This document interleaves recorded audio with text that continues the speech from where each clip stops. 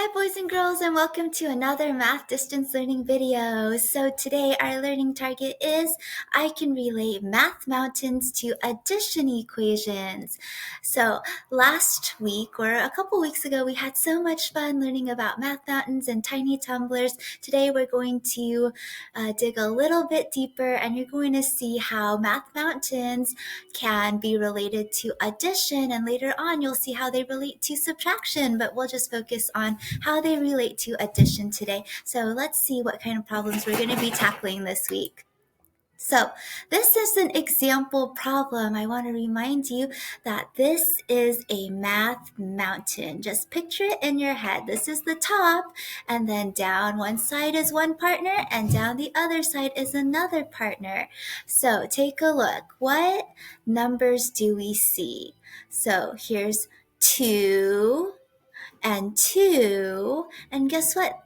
2 and 2 makes a total of 4. Let's make sure that's the case. 1, 2, 3, 4. Take a look. 4 is at the top of Math Mountain. And so we wrote the number 2 to represent the partner on the left side, and then we wrote another number 2 to represent the partner on the right side. So 2 plus 2 equals 4 at the top. Let's do a problem all together so you see more exactly what you're going to be doing. Please make sure that you are not in present mode. So if you clicked present, you'll notice that you won't be able to click into the presentation and do the math problem. So make sure that you exit out of it and just keep it in edit mode. So what partner do you see on this side? You're right, there is 1, 2 apples. So I'm going to click into this box right here and hit the number 2. And what's the partner on the other side? 1. So that number goes right here.